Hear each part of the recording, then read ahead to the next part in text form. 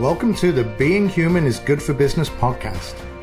In each episode, the leadership development experts at Trilogy Effect explore how the process of self-discovery unleashes potential in us all.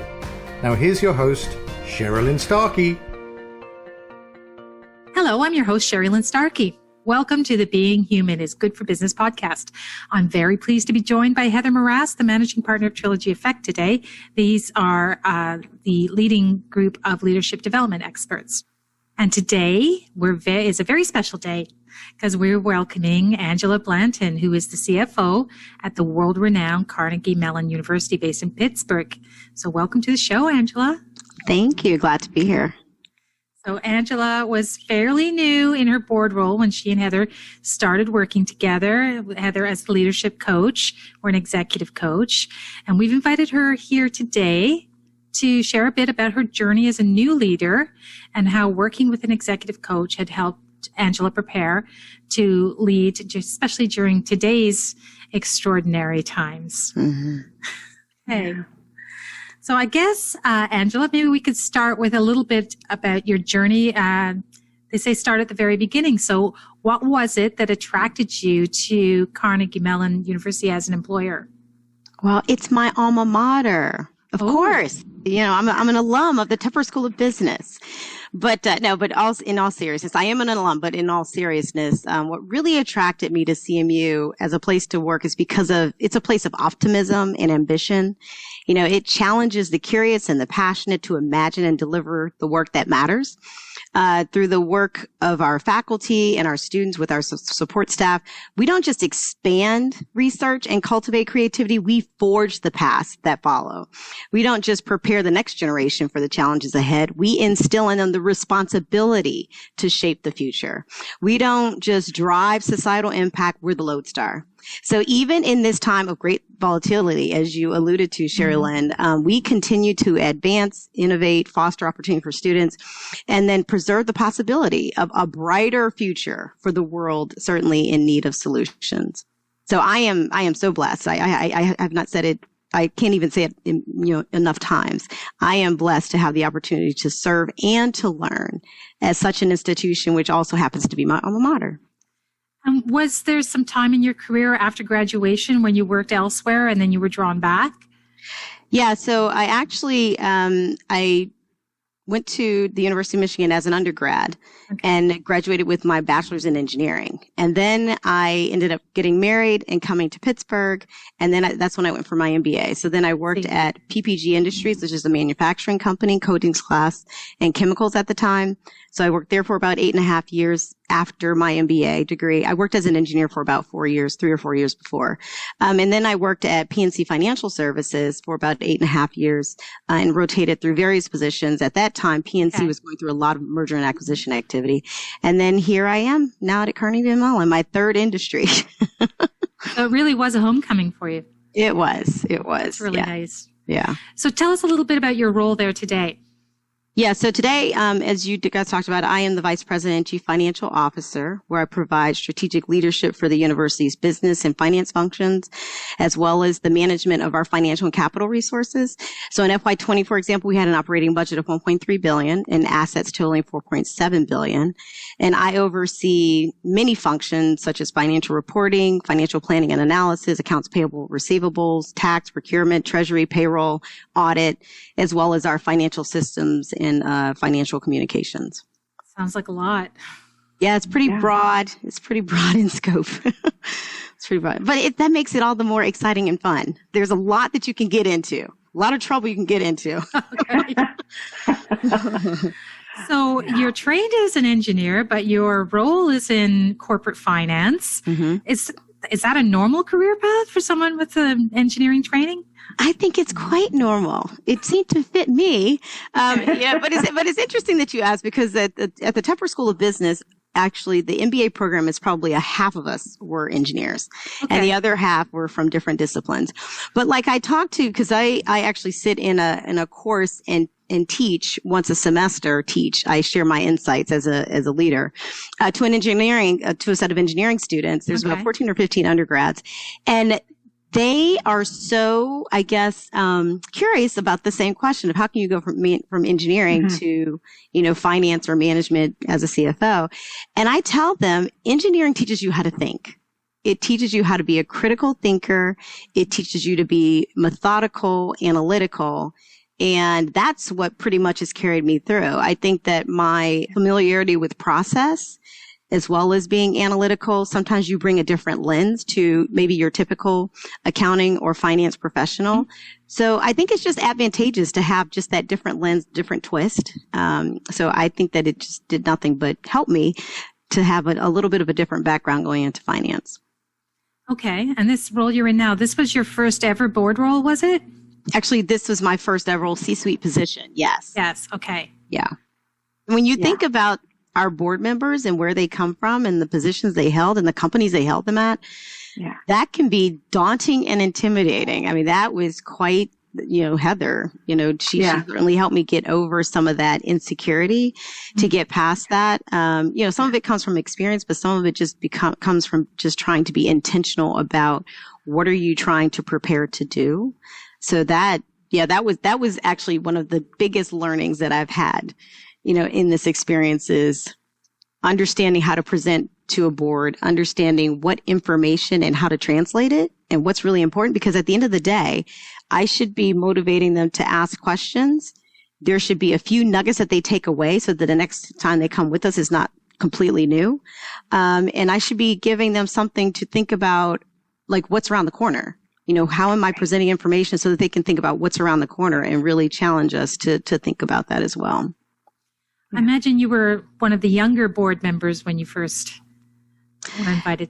Yes, people like to say that my appearance may not match my actual age, but on our leadership team at CMU, I think there is one individual who's younger than I.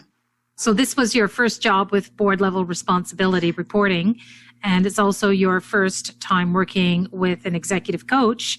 Can you talk to me a little bit about how this whole thing arose with you? Oh, well, so we talked, so one of the things that came out of this was, I've developed relationships with some of the board members. So early on, there was one particular board member that I had started to know fairly well, had several conversations with, and she talked about her experience with Heather. Okay. And then recommended that I speak with her. And, I reached out and we were able to determine, what activity I wanted to pursue with an executive coach and kind of map that out. And then Heather and I worked together for about 1.5 years, 2 years. And one of the hardest things at the start of that relationship was when we had to do the 360. Yeah. Right. So, tell me a little bit about that. Yeah. So I guess this is something that Heather normally does. And I've done 360s. I've even had, some executive coaches, just not personal direct executive coaching where it's more one-on-one. But I think that the fact that I was in this position and actually in the C-suite position and, had quickly taken on a staff of about 120 people. So when I first came to CMU, I came to CMU as the director of operations for the finance division. And then 6 months later, the CFO left. And then the board appointed me as interim. So it was a very, very quick transition. So not only to a completely different industry, but also into a very enhanced role for sure. And I would say that some of the other reasons that I sought an executive coach is because it was a lot. I mean, you heard the span of control that I have. Yes. And then just to think about, just at least gut, you walk in and you have a gut feel for things. You have a few conversations with folks and you start to work through what are the most relevant issues that I need to address first. And one of them was my team, because I knew that I wasn't going to be able to go too far if I wasn't able to recognize the skill sets or intentions or whether people were motivated to kind of follow, the direction that I wanted to go as far as elevating the finance division, making sure we were a service-oriented institution. So those were very important to me. And I had to start to look at my staff, or my direct reports, to understand if they had that same kind of desire so that we would have alignment. Not to say that I don't appreciate diverse opinions, but I want to make sure we're all desiring to move in the same direction and we have our opinions that'll hopefully enhance the way that we go about executing that. So the 360 served as a bit of a kind of discovery process for you? Yeah. So we had, members? So we had my team members, we had my peers, we had board members. Mm-hmm. So there was a lot of positive feedback, but I'm all looking at the negatives or wow. the aspects that there are opportunities. And, I think that I am one that is willing and able to accept constructive feedback, mm-hmm. but it was a lot still, okay. It was a lot. And, Heather helped me just to try to break that down into bite-sized pieces and start on this journey. Right. And some of the things that I took away from the feedback most significantly was I had to be more strategic. Right. So again, I had gone from more of an operational kind of mm-hmm. role and past experience. And now I was elevated, into this position. I had to make sure that I am thinking strategically across the institution. So that was something that I wanted to make sure to work on. Another component was, as Heather knows, I am not always the most empathetic person. So obviously to motivate employees, you have to bring about a greater sense of empathy and understanding the way different people are just responding and just who they are. And mm-hmm. sometimes you have to meet them as opposed to them meeting you yes. to try to get, a better response and just to really manage them most effectively. And then the third piece that I recognized that I had to do more of was to trust and to lean on others. It's okay not to know. It's okay not to know. And I had to recognize that it's okay not to know and be willing to have the courage to ask the question or to go ask for that help. So it's been a very enlightening time. It continues to be an enlightening journey, but definitely well worth it. So Heather, would you say that's typical of people at this stage of the coaching journey as they start to get the feedback from their 360? Is Angela kind of reflecting what many of your clients do at this point? Well, there are a few things that are typical. One is it's quite typical when somebody is new to a C-suite role and their first experience with working at the board level, very common to get the feedback that you need to bring the information and message it in a way that it can be consumed at the strategic level, at the board level. And that's really not easy. It's not easy to do because every board is different. Made up of different characters. You might have some members of a board who are at a much different level of experience than others. So even at the board level, you've got different levels of comfort with the scale of the information you're bringing. Mm-hmm. So that is typical. That is a tricky transition to make. And I find that is more the case than not. Another thing that is typical is it's scary.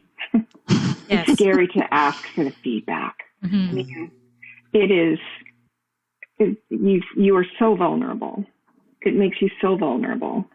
And another thing that happened in this case that is typical is every board member in particular that I reached out to was put it in their calendar right on time, extremely constructive and supportive.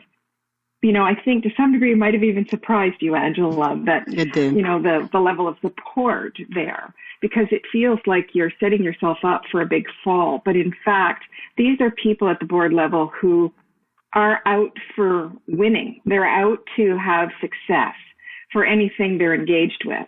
So they're very focused on what needs to be done and supporting that it can be done to succeed. So that mm-hmm. was really quite typical as well. Mm-hmm. Yeah. The willingness to be vulnerable and go through that process must be a big step for a lot of people. Yeah. Yeah. And, because I wanted to be better, you have to be willing to make yourself open to be better, right? You have to allow that vulnerability and also be willing to listen. I mean, there were times that Heather would tell me things because, she was very direct and very honest, but I respond better to that, right? But there, like I said, sometimes it comes back and it's just like, oh, that was a lot. So sometimes it would take me time that I just had to chew on things and just process it for a little while. And, maybe I didn't accept all of the, a particular, conversation that Heather and I had on one day, but maybe 6 months later, I reflected on that and I started to, execute or mold it into whatever I was doing at that particular time. I mean, and that's why I say it is absolutely certainly a journey. I mean, there's things that we talked about and then we would go back and talk about them because it was a different episode or a different instance, or maybe there was a different growth in me that, I had to still do yet another transition. So I think it's always a point of, trying to keep at least, those few nuggets in your mind that you can continue to grow and evolve on. Because the other thing that I learned from that 360 feedback is you really have to focus on the strength part, and then the blind spots, you got to lean on people, which means you have to trust, because I cannot do it all. Right. Yeah, I cannot no one do it can. all. Yeah. I think another thing that helps on the vulnerability front is to really trust that, and this is the case for any work that we do, to really trust that this is not about people being broken. Mm-hmm. This is not a process to fix people. Mm-hmm. This is about leveraging potential. This is about illuminating the potential and looking at what haven't I stepped into yet? What part of my strengths, what part of my power haven't I owned yet?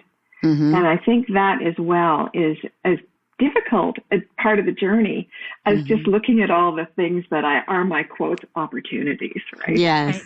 Yes. Yeah. Yeah. So that being said, Angela, can you share with us any kind of unexpected ways that you learned about yourself in coaching? I think the hardest thing for me is the piece about, understanding myself, the whole self-awareness, right? So I understand that you really need to have self-awareness. But the thing that I have to continuously work on is understanding others and modifying my behavior to try to be more adaptable to the person, right? So I continue to work on that. Heather and I talked about there's two personalities in particular that having the tool to think about their personality type and what the differences were with mine and why it seemed to kind of agitate me or there was a rub.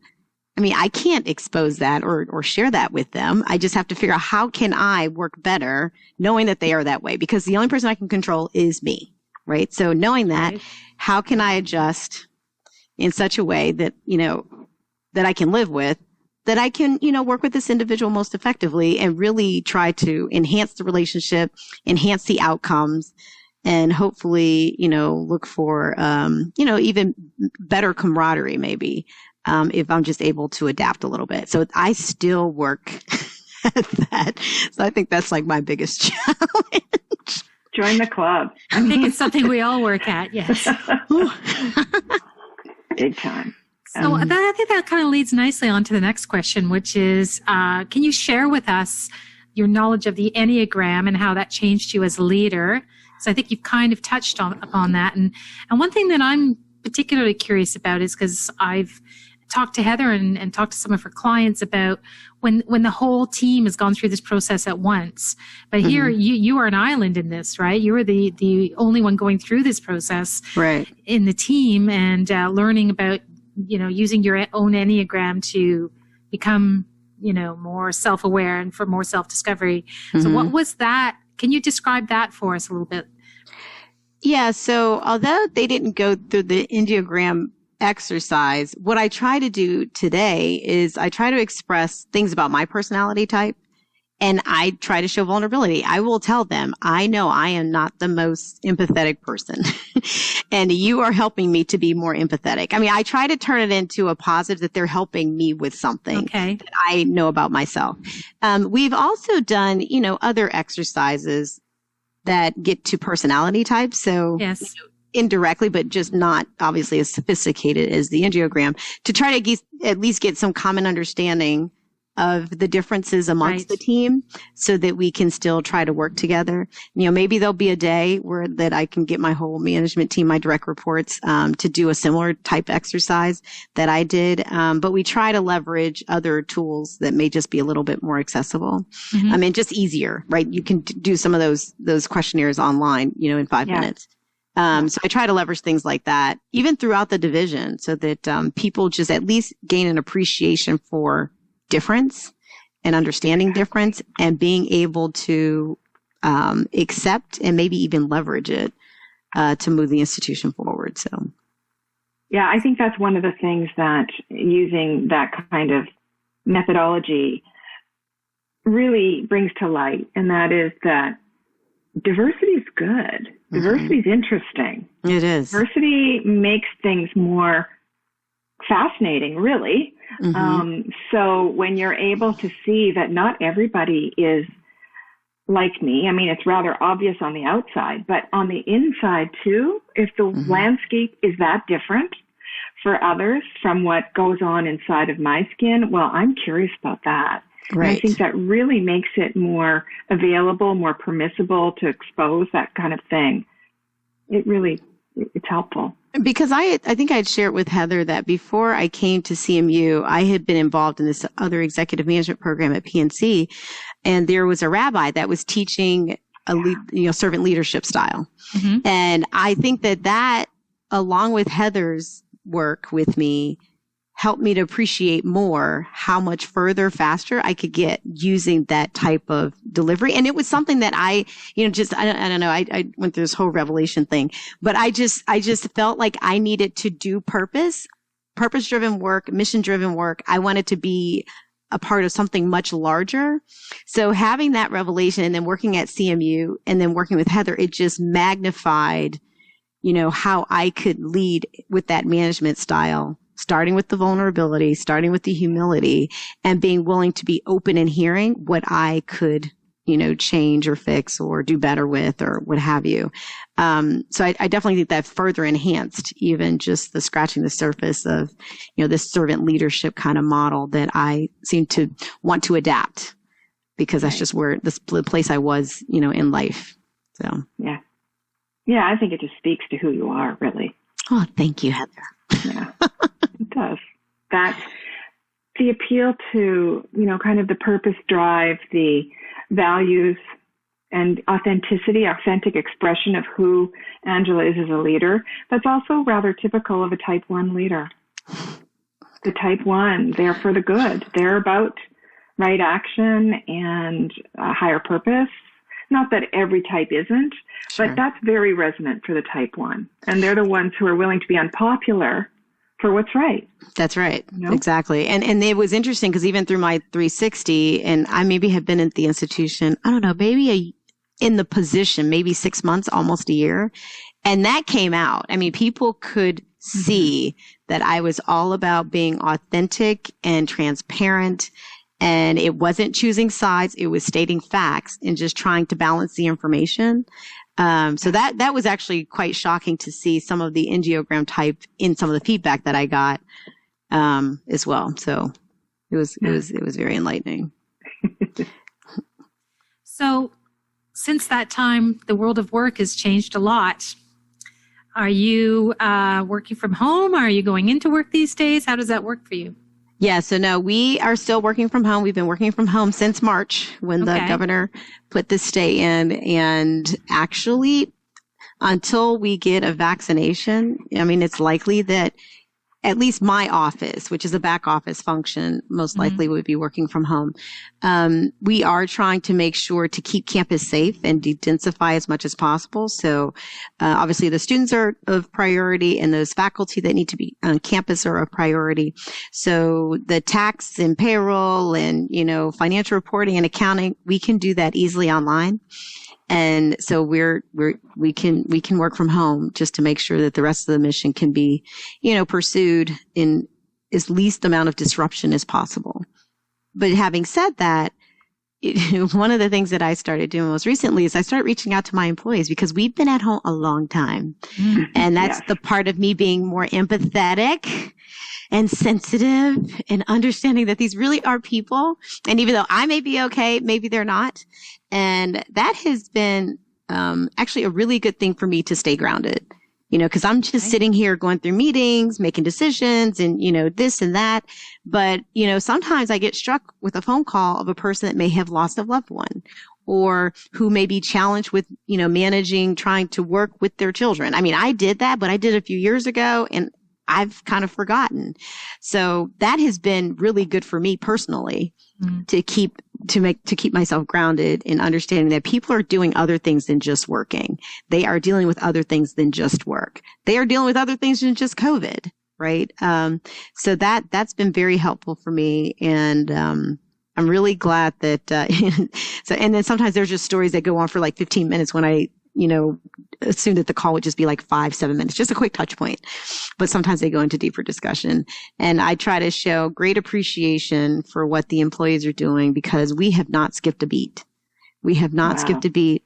And we have gotten huge praise from our external auditor, from a financial statement perspective, great input from my finance committee chairs and audit committee chairs. And the only way that is possible is if our people are doing the work. And I show that appreciation when I talk to them, when I make these quick touch points. And do you feel that the work that you did with Heather helped position you or give you the confidence to lead during these, shall we say, unusual times, these historically different times? Yeah, because I mean, my tendency when I get stressed is to really like buckle in and lock down and become very rigid.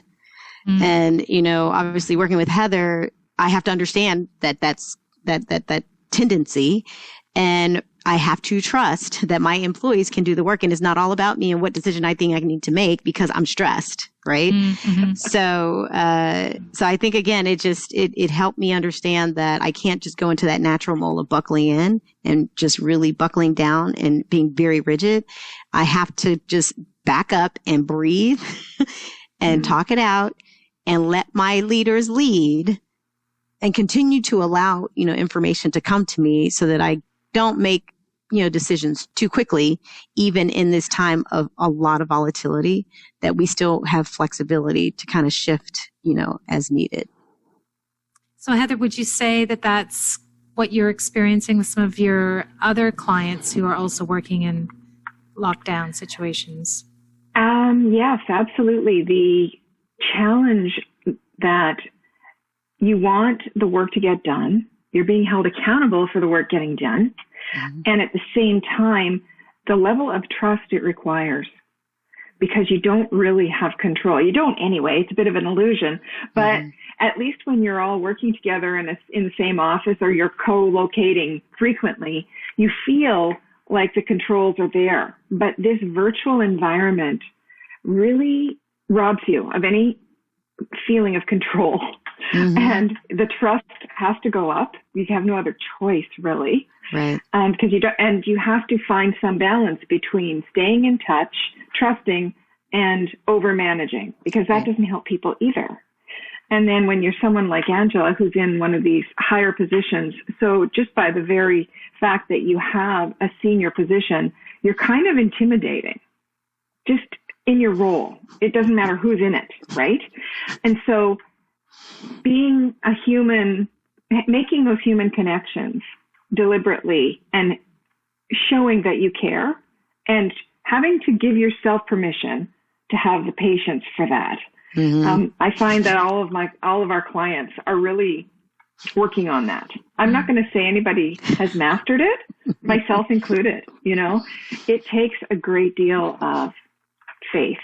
And then you get the results like you and your team got.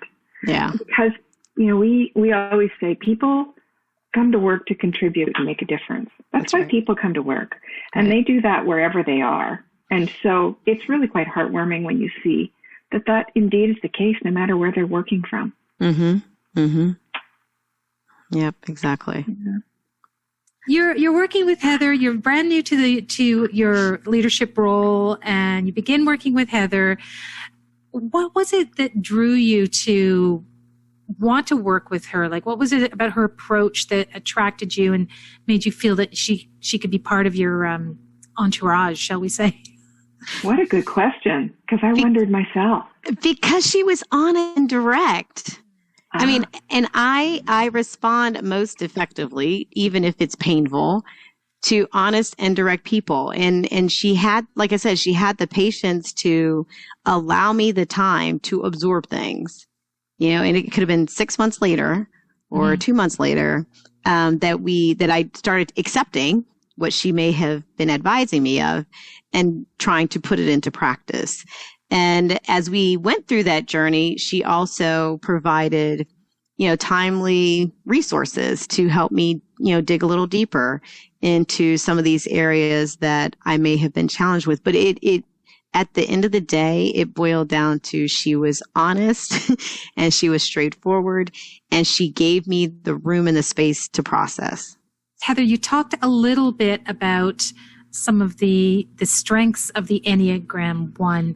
I wonder if you could expand on that a little bit more about what are the typical characteristics, personality traits that you see in an Enneagram 1? What are their strengths and, where are their blind spots? Yeah. Well, I think Angela's already told you some of her blind spots, which is typical, that she would go to those and not emphasize the light. Let's go to the darkness first here. See?